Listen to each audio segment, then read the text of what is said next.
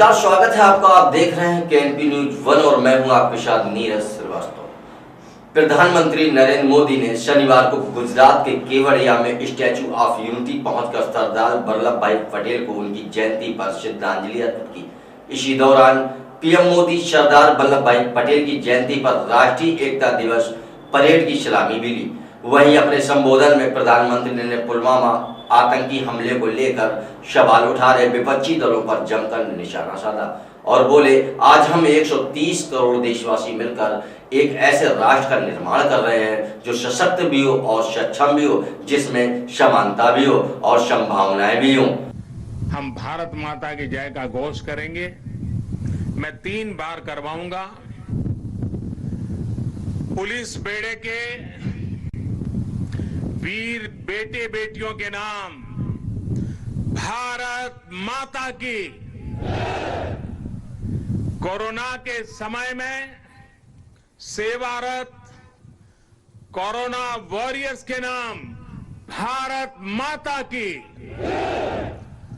आत्मनिर्भरता के संकल्प को सिद्ध करने में जुटे कोटि कोटि लोगों के नाम भारत माता की।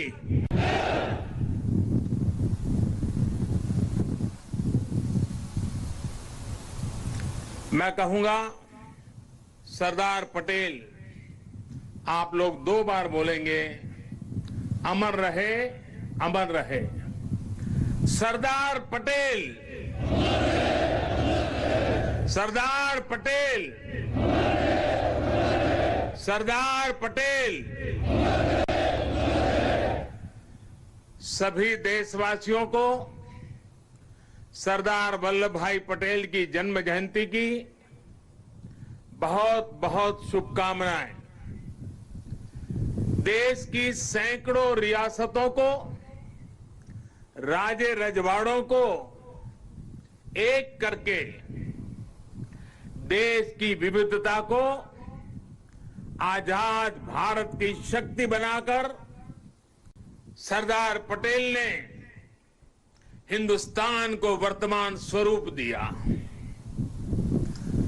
2014 में हम सभी ने उनके जन्मदिन को भारत की एकता के पर्व के रूप में मनाने की शुरुआत की थी। इन 6 वर्षों में देश ने गांवों से लेकर महानगरों तक, पूरब से पश्चिम तक, कश्मीर से कन्याकुमारी तक सभी ने एक भारत श्रेष्ठ भारत के संकल्प को पूरा करने का प्रयास किया है। आज एक बार फिर यह देश मां भारती के महान सपूत को, देश के लौह पुरुष को श्रद्धा सुमन समर्पित कर रहा है। आज एक बार फिर यह देश सरदार पटेल की इस गगनचुंबी प्रतिमा के सानिध्य में, उनकी छाया में देश की प्रगति के महायज्ञ का अपना प्राण दोहरा रहा है। साथियों, मैं कल दोपहर ही केवड़िया पहुंच गया था और केवड़िया पहुंचने के बाद कल से लेकर अब तक यहां केवड़िया में जंगल सफारी पार्क, एकता मॉल, चिल्ड्रन न्यूट्रिशन पार्क, आरोग्य वन जैसे अनेक नए स्थलों का लोकार्पण हुआ है। बहुत ही कम समय में सरदार सरोवर डैम के साथ जुड़ा हुआ ये भव्य निर्माण एक भारत श्रेष्ठ भारत की भावना का, नए भारत की प्रगति का तीर्थ स्थल बन गया है। आने वाले समय में मां नर्मदा के तट पर भारत ही नहीं, पूरी दुनिया के टूरिज्म मैप पर ये स्थान अपनी जगह बनाने वाला है, छाने जा रहा है। आज सरदार सरोवर से साबरमती रिवर फ्रंट तक सी प्लेन सेवा का भी शुभारंभ होने जा रहा है। ये देश की पहली और अपने आप में अनूठी सी प्लेन सेवा है। सरदार साहब के दर्शन के लिए, स्टैच्यू ऑफ यूनिटी को देखने के लिए देशवासियों को अब सी प्लेन सर्विस का भी विकल्प मिलेगा। ये सारे प्रयास इस क्षेत्र में पर्यटन को भी बहुत ज्यादा बढ़ाने वाले हैं।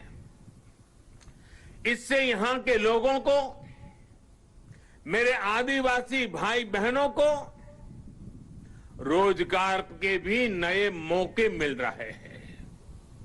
इन उपलब्धियों के लिए भी मैं गुजरात सरकार को, गुजरात के सभी नागरिकों को और सभी 130 करोड़ देशवासियों को बधाई देता हूं। साथियों, कल जब मैं सारे क्षेत्रों पे पूरे दिन जा रहा था और वहां गाइड के रूप में यहीं आसपास के गांव की हमारी बेटियां जिस कॉन्फिडेंस के साथ, जिस गहराई के साथ, सभी सवालों के जानकारी के साथ, त्वरित उत्तरों के साथ मुझे गाइड कर रही थी, मैं सच में बताता हूं, मेरा मस्तक ऊंचा हो गया। मेरे देश की, गांव की आदिवासी कन्याओं का ये सामर्थ्य, उनकी एक क्षमता अभिभूत करने वाली थी। मैं उन सभी बच्चों को इतने कम समय में उन्होंने जो महारत हासिल की है और इसमें एक नया, एक प्रकार से एक्सपर्टाइज को जोड़ा है, प्रोफेशनलिज्म को जोड़ा है, मैं उनको भी आज हृदय से मेरी आदिवासी बेटियों को बहुत बहुत बधाई देता हूं। साथियों, ये भी अद्भुत संयोग है कि आज ही महर्षि वाल्मीकि जयंती भी है। आज हम भारत की जिस सांस्कृतिक एकता का दर्शन करते हैं, जिस भारत को अनुभव करते हैं, उसे और जीवंत और ऊर्जावान बनाने का काम सदियों पहले आदि कवि महर्षि वाल्मीकि ने ही किया था। भगवान राम के आदर्श, राम के संस्कार अगर आज भारत के कोने कोने में हमें एक दूसरे से जोड़ रहे हैं, तो इसका बहुत बड़ा श्रेय भी महर्षि वाल्मीकि जी को ही जाता है। राष्ट्र को, मातृभूमि को सबसे बढ़कर मानने का महर्षि वाल्मीकि का जो उद्घोष था, जननी जन्मभूमिश्च स्वर्गादपि गरीयसी, ये जो मंत्र था, वही आज राष्ट्र प्रथम, इंडिया फर्स्ट का उस संकल्प का मजबूत आधार है। मैं सभी देशवासियों को महर्षि वाल्मीकि जयंती के भी हृदय से हार्दिक शुभकामनाएं देता हूं। साथियों, तमिल भाषा के महाकवि और स्वतंत्र सेनानी सुब्रमण्यम भारती ने लिखा था, मन्नुम इमयमले अंगल मलइये मालिल मिदुदु पोल परिधु इल्ले इन्नरू नीर गंगे आरेंगे आरे इंगिथन मानबीर एदिरेदुवेरे पन्नरुम उपनिट नुल्लेंगल नुले पार मिसे एधोरु नुल इधु बोले पोन नोलिर भारत नांडेगल नाडे पोट रुवोमिंग ते एमक्की कल्ले इडे। सुब्रमण्यम भारती जी की जो कविता है उसका भावार्थ हिंदी में जो मिलता है, दूर सुदूर क्षेत्रों के बारे में जो वर्णन है वो भी इतना ही प्रेरक है।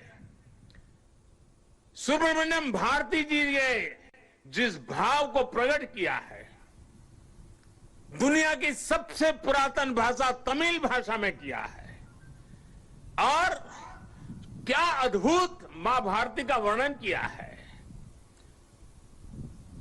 सुब्रमण्यम भारती जी के उस कविता के भाव है, चमक रहा उत्तुंग हिमालय, चमक रहा उत्तुंग हिमालय, यह नगराज हमारा ही है।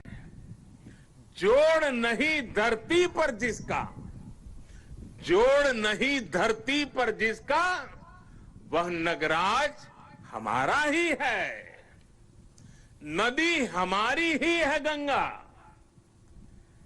प्लावित करती मधुरस धारा, बहती है क्या कहीं और भी ऐसी पावन कलकल धारा। सम्मानित जो सफल विश्व में, सम्मानित जो सफल विश्व में, महिमा जिनकी बहुत रही है। अमर ग्रंथ वे सभी हमारे, अमर ग्रंथ वे सभी हमारे, उपनिषदों का देश यही है। गाएंगे यश हम सब इसका, गाएंगे यश हम सब इसका, यह है स्वर्णिम देश हमारा। आगे कौन जगत में हमसे, गुलामी के कालखंड में भी सुब्रमण्यम भारती जी का विश्वास देखिए, वो भाव प्रकट करते हैं, आगे कौन जगत में हमसे, आगे कौन जगत में हमसे, यह है भारत देश हमारा, यह है भारत देश हमारा। भारत के लिए इस अद्भुत भावना को आज हम यहां मां नर्मदा के किनारे सरदार साहब की भव्य प्रतिमा की छांव में और करीब से महसूस कर सकते हैं। भारत की यही ताकत हमें हर आपदा से, हर विपत्ति से लड़ना सिखाती है और जीतना भी सिखाती है। आप देखिए, पिछले साल से ही जब हम आज के दिन एकता दौड़ में शामिल हुए थे, तब किसी ने कल्पना नहीं की थी कि दुनिया, पूरी मानव जात को कोरोना जैसी वैश्विक महामारी का सामना करना पड़ेगा। ये आपदा अचानक आई, इसने पूरे विश्व में मानव जीवन को प्रभावित किया है, हमारी गति को प्रभावित किया है। लेकिन इस महामारी के सामने देश ने, 130 करोड़ देशवासियों ने जिस तरह अपने सामूहिक सामर्थ्य को, अपनी सामूहिक इच्छा शक्ति को साबित किया है, वह अभूतपूर्व है। इतिहास में उसकी कोई मिसाल नहीं है। कोरोना वॉरियर्स के सम्मान में 130 करोड़ देशवासियों ने एक होकर कश्मीर से कन्याकुमारी, लेह से लक्षद्वीप, अटक से कटक, कच्छ से कोहिमा, त्रिपुरा से सोमनाथ, 130 करोड़ देशवासियों ने एक होकर जो जज्बा दिखाया, एकता का जो संदेश दिया, उसने 8 महीने से हमें इस संकट के सामने जूझने की, लड़ने की और विजय पथ पर आगे बढ़ने की ताकत दी है। देश ने उनके सम्मान के लिए दिए जलाए, सम्मान व्यक्त किया। हमारे कोरोना वॉरियर्स, हमारे अनेक पुलिस के होनहार साथियों ने दूसरों का जीवन बचाने के लिए अपने जीवन का बलिदान दे दिया। आजादी के बाद मानव सेवा के, सुरक्षा के लिए जीवन देना इस देश के पुलिस बेड़े की विशेषता रही है।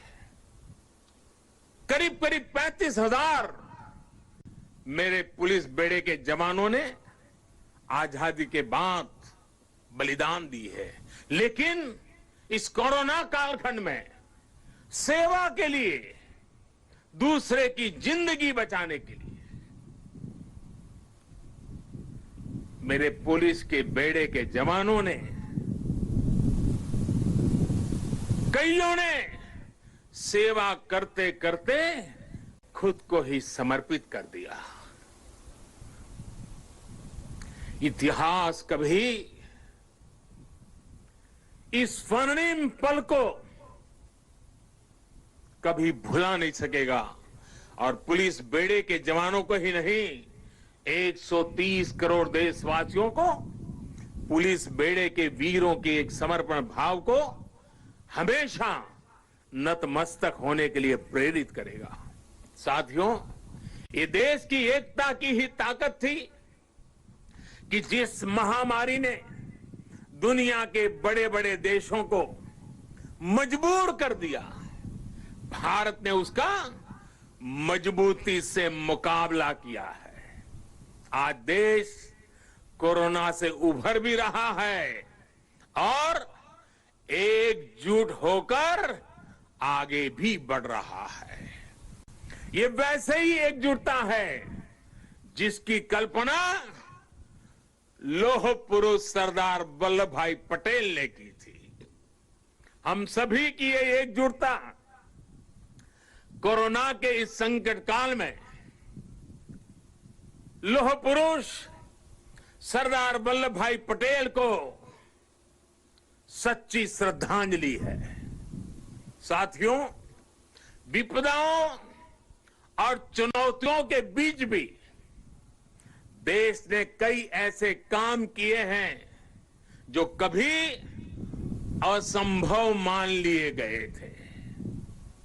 इसी मुश्किल समय में धारा 370 हटने के बाद, आर्टिकल 370 हटने के बाद कश्मीर ने समावेश का 1 साल पूरा किया। 31 अक्टूबर को ही, आज से 1 साल पहले ये कार्यरत हुआ था। सरदार साहब जीवित थे, बाकी राजे रजवाड़ों के साथ ये काम भी अगर उनके जिम्मे होता तो आज इतने साल आजादी के इतने वर्षों के बाद ये काम करने की नौबत मुझ पे नहीं आती। लेकिन सरदार साहब का वो काम अधूरा था। उन्हीं की प्रेरणा से 130 करोड़ देशवासियों को उस कार्य को भी पूरा करने का सौभाग्य मिला है। कश्मीर के विकास में जो बाधाएं आ रही थी, उन्हें पीछे छोड़कर अब कश्मीर विकास के नए मार्ग पर बढ़ चुका है। चाहे नॉर्थ ईस्ट में शांति की बहाली हो या नॉर्थ ईस्ट के विकास के लिए उठाए जा रहे कदम, आज देश एकता के नए आयाम स्थापित कर रहा है। सोमनाथ के पुनर्निर्माण सरदार पटेल ने भारत के सांस्कृतिक गौरव को लौटाने का जो यज्ञ शुरू किया था, उसका विस्तार देश ने अयोध्या में भी देखा है। आज देश राम मंदिर पर सुप्रीम कोर्ट के फैसले का साक्षी बना है और भव्य राम मंदिर को बनते भी देख रहा है। साथियों, आज हम 130 करोड़ देशवासी मिलकर एक ऐसे राष्ट्र का निर्माण कर रहे हैं जो सशक्त भी है और सक्षम भी हो, जिसमें समानता भी हो और संभावनाएं भी हो। सरदार साहब भी कहते थे, और सरदार साहब के शब्द हैं, दुनिया का आधार किसान और मजदूर है। मैं सोचता हूं कि कैसे किसानों को गरीब और कमजोर ना रहने दूं, कैसे उन्हें मजबूत करूं और ऊंचा सिर करके चलने वाला बना दूं। सरदार साहब का ये सपना था, वो कहते थे। साथियों, किसान, मजदूर, गरीब सशक्त तब होंगे जब वो आत्मनिर्भर बनेंगे, और जब किसान मजदूर आत्मनिर्भर बनेंगे तभी देश आत्मनिर्भर बनेगा। साथियों, आत्मनिर्भर देश ही अपनी प्रगति के साथ साथ अपनी सुरक्षा के लिए भी आश्वस्त रह सकता है, और इसलिए आज देश रक्षा के क्षेत्र में भी आत्मनिर्भर बनने की ओर बढ़ रहा है। इतना ही नहीं, सीमाओं पर भी भारत की नजर और नजरिया अब बदल गए हैं। आज भारत की भूमि पर नजर गड़ाने वालों को मुंह तोड़ जवाब देने की ताकत हमारे वीर जवानों के हाथ में है। आज का भारत सीमाओं पर सैकड़ों किलोमीटर लंबी सड़कें बना रहा है, दर्जनों ब्रिज, अनेक सुरंगें लगातार बनाता चला जा रहा है। अपनी संप्रभुता और सम्मान की रक्षा के लिए आज का भारत पूरी तरह सज्ज है, प्रतिबद्ध है, कटिबद्ध है, पूरी तरह तैयार है। लेकिन साथियों, प्रगति के इन प्रयासों के बीच कई ऐसी चुनौतियां भी हैं जिसका सामना आज भारत और पूरा विश्व कर रहा है। बीते कुछ समय से दुनिया के अनेक देशों में जो हालात बने हैं, जिस तरह कुछ लोग आतंकवाद के समर्थन में खुल करके सामने आ गए हैं, वो आज मानवता के लिए, विश्व के लिए, शांति के उपासकों के लिए एक वैश्विक चिंता का विषय बना हुआ है। आज के माहौल में दुनिया के सभी देशों को, सभी सरकारों को, सभी पंथों को आतंकवाद के खिलाफ एकजुट होने की सबसे ज्यादा जरूरत है। शांति, भाईचारा और परस्पर आदर का भाव ही मानवता की सच्ची पहचान है। शांति, एकता और सद्भाव वही उसका मार्ग है। आतंकवाद, हिंसा से कभी भी किसी का कल्याण नहीं हो सकता। भारत तो पिछले कई दशकों से आतंकवाद का भुक्तभोगी रहा है, पीड़ित रहा है। भारत ने अपने हजारों वीर जवानों को खोया है, अपने हजारों निर्दोष नागरिकों को खोया है, अनेक माताओं के लाल खोए हैं, अनेक बहनों के भाई खोए हैं। आतंक की पीड़ा को भारत भली भांति जानता है। भारत ने आतंकवाद को हमेशा अपनी एकता से, अपनी दृढ़ इच्छा शक्ति से जवाब दिया है। आज पूरे विश्व को भी एकजुट होकर हर उस ताकत को हराना है जो आतंक के साथ है, जो आतंकवाद को बढ़ावा दे रही है। साथियों, भारत के लिए तो एकता के मायनों का विस्तार हमेशा से बहुत ज्यादा रहा है।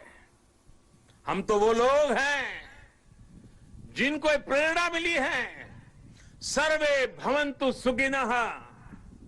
हम वो लोग हैं जिन्होंने आत्मसात किया है वसुधैव कुटुंबकम की। यही तो हमारी जीवन धारा है। भगवान बुद्ध से लेकर महात्मा गांधी तक भारत ने समूचे विश्व को शांति और एकता का संदेश दिया है। साथियों, राष्ट्रकवि रामधारी सिंह दिनकर जी ने लिखा है, भारत एक विचार, भारत एक विचार, स्वर्ग को भू पर लाने वाला। भारत एक विचार, स्वर्ग को भू पर लाने वाला। भारत एक भाव, भारत एक भाव जिसको पाकर मनुष्य जगता है। भारत एक भाव जिसको पाकर मनुष्य जगता है।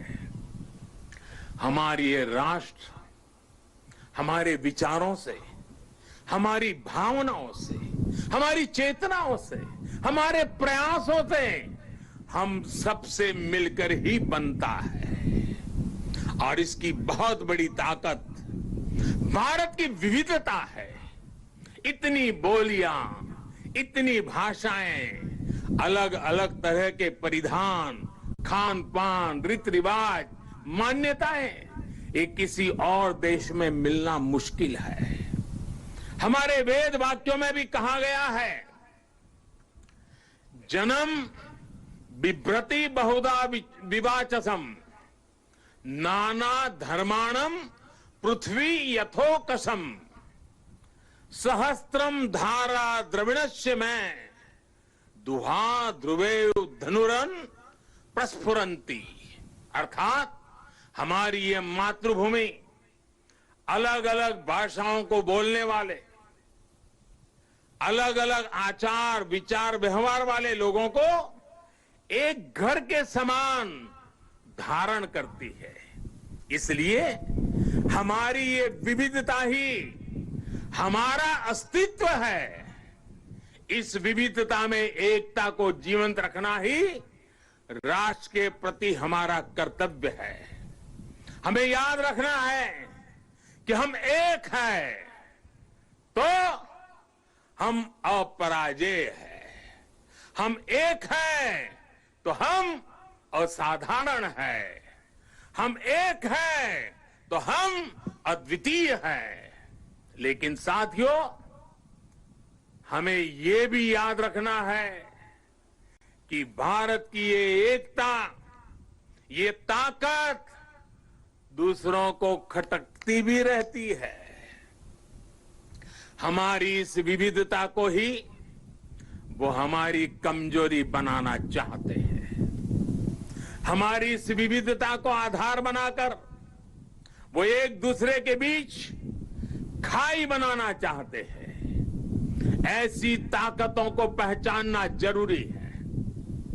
ऐसी ताकतों से हर भारतीय को बहुत ज्यादा सतर्क रहने की जरूरत है। साथियों, आज यहां जब मैं अर्धसैनिक बलों की परेड देख रहा था, आप सभी के अद्भुत कौशल को देख रहा था, तो मन में एक और तस्वीर भी थी। ये तस्वीर थी पुलवामा हमले की। उस हमले में हमारे पुलिस बेड़े के हमारे जो वीर साथी शहीद हुए, वो अर्धसैनिक बेड़े के ही थे। देश कभी भूल नहीं सकता कि जब अपने वीर बेटों के जाने से पूरा देश दुखी था, तब कुछ लोग उस दुख में शामिल नहीं थे। वो पुलवामा हमले में भी अपना राजनीतिक स्वार्थ खोज रहे थे, अपना राजनीतिक स्वार्थ देख रहे थे। देश भूल नहीं सकता कि तब कैसी कैसी बातें कही गई, कैसे कैसे बयान दिए गए। देश भूल नहीं सकता कि जब देश पर इतना बड़ा घाव लगा था, तब स्वार्थ और अहंकार से भरी भद्दी राजनीति कितने चरम पर थी। और उस समय उन वीरों की तरफ देखते हुए मैंने विवादों से दूर रह करके सारे आरोपों को झेलता रहा, भद्दी भद्दी बातों को सुनता रहा।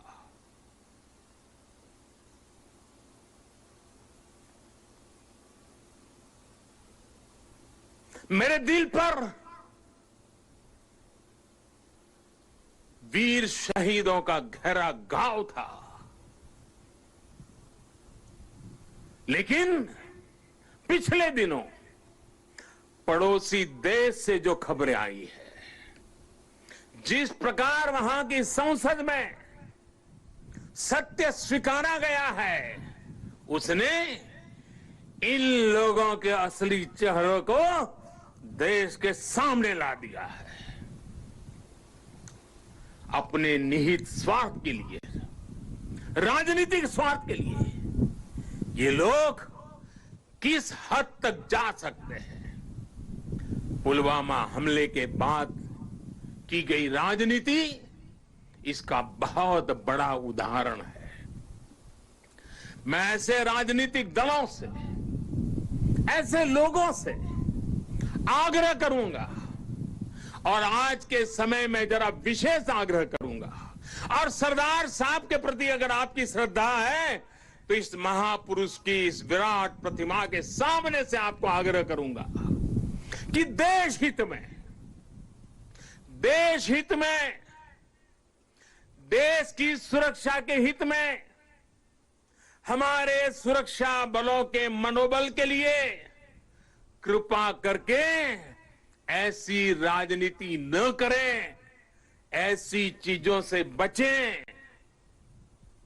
अपने स्वार्थ के लिए जाने अनजाने आप देश विरोधी ताकतों की उनके हाथों में खेलकर, उनका मोहरा बनकर न आप देश का हित कर पाएंगे और न ही अपने दल का। साथियों, हमें ये हमेशा याद रखना है कि हम सभी के लिए अगर सर्वोच्च कोई बात है तो वो है सर्वोच्च हित, देश हित। सर्वोच्च हित, देश हित। जब हम सबका हित सोचेंगे तभी हमारी भी प्रगति होगी। तभी हमारी भी उन्नति होगी। भाइयों और बहनों, आज अवसर है कि इस विराट भव्य व्यक्तित्व के चरणों में हम उसी भारत के निर्माण का संकल्प दोहराएं जिसका सपना सरदार वल्लभ भाई पटेल ने देखा था। एक ऐसा भारत जो सशक्त होगा, समृद्ध होगा और आत्मनिर्भर होगा। आइए इस पावन अवसर पर हम फिर से राष्ट्र के प्रति अपने समर्पण को दोहराएं। आइए सरदार पटेल के चरणों में नतमस्तक होकर हम ये प्रतिज्ञा लें कि देश का गौरव और मान बढ़ाएंगे, इस देश को नई ऊंचाइयों पर ले जाएंगे। इसी संकल्प के साथ सभी देशवासियों को एकता पर्व की एक बार फिर से बहुत बहुत शुभकामनाएं देता हूं। आदरपूर्वक सरदार साहब को नमन करते हुए श्रद्धा